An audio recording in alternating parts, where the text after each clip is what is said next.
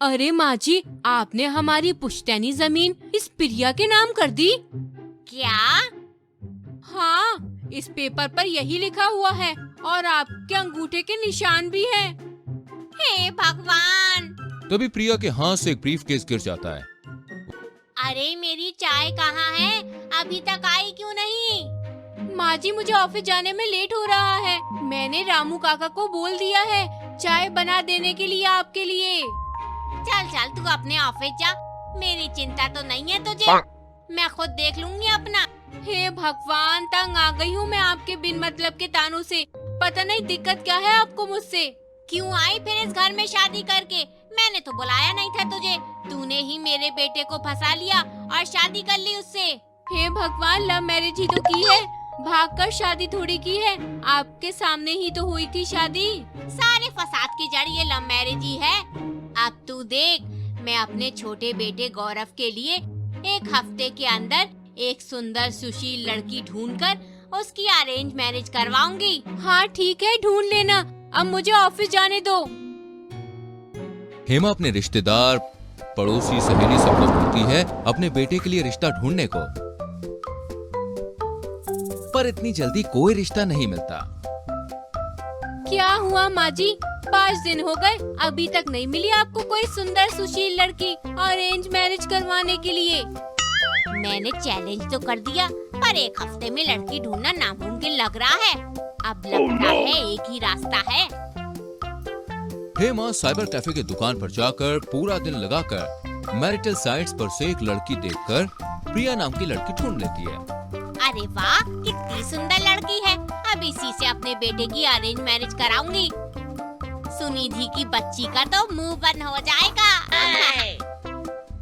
कुछ ही दिनों में हेमा के छोटे बेटे गौरव की शादी प्रिया नाम की लड़की से हो जाती है। अरे वाह माँ, आपने तो मेरी शादी बहुत ही सुंदर लड़की से करवा दी। और नहीं तो क्या, तू 7 जन्म भी अगर कोई लड़की ढूंढता तो इतनी सुंदर लड़की नहीं मिलती तुझे लव मैरिज के लिए। गजब बेइज्जती है यार। ओफो, माँ जी आप भी ना। अब बता गौरव, तेरी भाभी ज्यादा सुंदर है या फिर तेरी बीवी? वैसे सच कहूँ तो मेरी बीवी भाभी से भी ज्यादा सुंदर है। ओफो गौरव जी, आप भी ना। ये और मुझसे सुंदर मतलब कुछ भी। अगले दिन सुबह सुबह। अरे सुबह हो गई।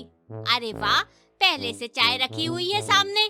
मैंने बनाई है माँ जी आपके लिए। हाय, कितनी संस्कारी है मेरी छोटी बहू। एक वो है कलमुही सुनिधि, हमेशा अपने ऑफिस के पीछे ही लगी रहती है। हाँ तो मैं वर्किंग वुमेन हूँ, ये हाउसवाइफ है। मेरे पास इतना कम टाइम रहता है, फिर भी तो आपके लिए इतना कुछ करती हूँ। चल चल हट, आई बड़ी वर्किंग वुमेन। पता नहीं क्या दिक्कत है आपको मुझसे। सुनिधि रोते रोते वहाँ से चली जाती है। अरे इसको जाने दो।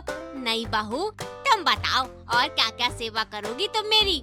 मैंने आपके लिए स्पेशल खाना बनाया है माँ जी। आपके कपड़े धो के इस्त्री कर दिए हैं और आज मैं आपको मसाज भी करूँगी। अरे वाह, तुझे पाकर तो मैं धन्य हो गई बहू। ओफो माँ जी, आप भी ना। प्रिया हेमा की बहुत सेवा करती है और हेमा कुछ देर सो जाती है। थोड़ी देर बाद हेमा की नींद खुलती है तो उसके अंगूठे में कुछ नीला नीला लगा रहता है। अरे ये नीला नीला क्या लगा है मेरे अंगूठे में? कुछ नहीं माँ जी, जिस तेल से मैं आपकी मसाज कर रही थी उसी का निशान रह गया है, निकल जाएगा। ओह, अच्छा अच्छा। लीजिए माँ जी, मैं आपके लिए गुलाब जामुन लेकर आई हूँ, अपने हाथों से खिलाऊंगी आपको। अरे वाह, गुलाब जामुन।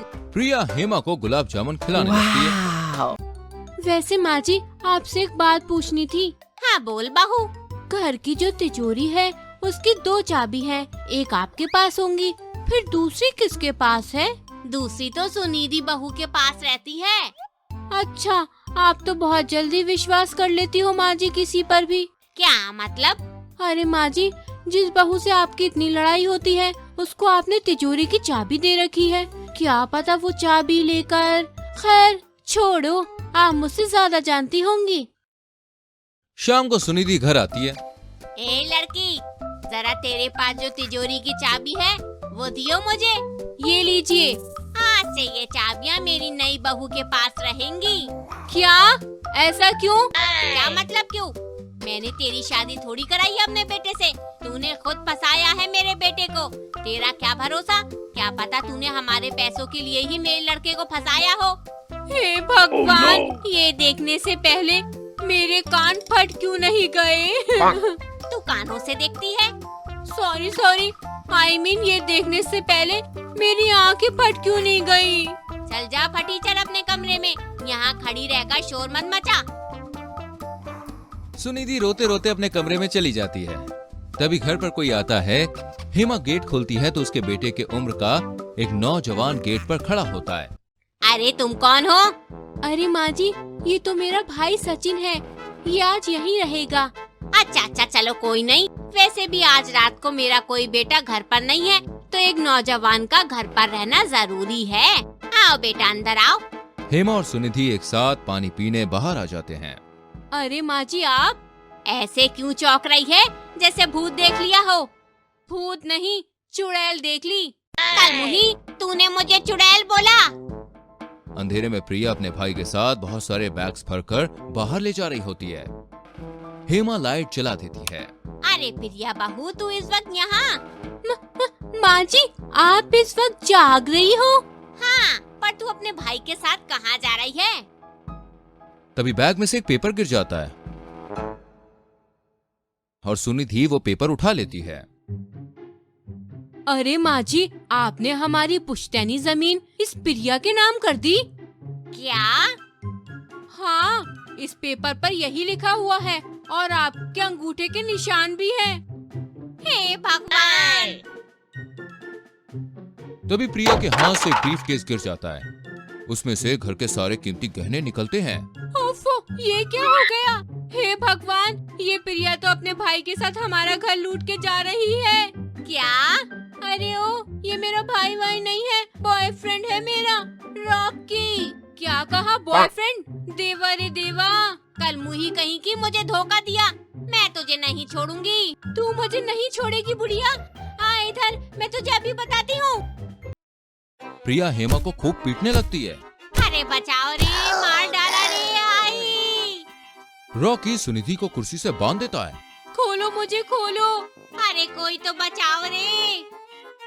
तभी गौरव और उसका बड़ा भाई ऋतिक आ जाते हैं। माँ, ये सब क्या हो रहा है? ओह नो, ये कहाँ से टपक पड़ा? गौरव, मुझे बचा ले रे, ये तेरी बीवी फ्रॉड निकली। तभी ऋतिक और गौरव मिलकर प्रिया और उसके बॉयफ्रेंड को पकड़ लेते हैं और पुलिस को बुलाकर उन्हें अरेस्ट करवा देते हैं। देखा माँ जी, आपकी ये सुंदर सुशील नई बहू भी फ्रॉड निकली। ये क्या हो गया? अरे माँ, तुमने अपनी अरेंज मैरिज करने की जिद में ये भी नहीं देखा कि तुम जिससे शादी करने जा रही हो उसे तुम कितना जानती हो। मैंने हेमा से शादी की क्योंकि हम दोनों एक दूसरे को 3 साल से जानते थे। तो क्या इस लव मैरिज से अच्छा कोई अरेंज मैरिज हो सकती थी, जिसमें पति पत्नी एक दूसरे को पहले से बहुत अच्छी तरह जानते हो और समझते हो? तू सही कह रहा है बेटा, मुझसे बहुत बड़ी गलती हो गई, मुझे माफ कर दे।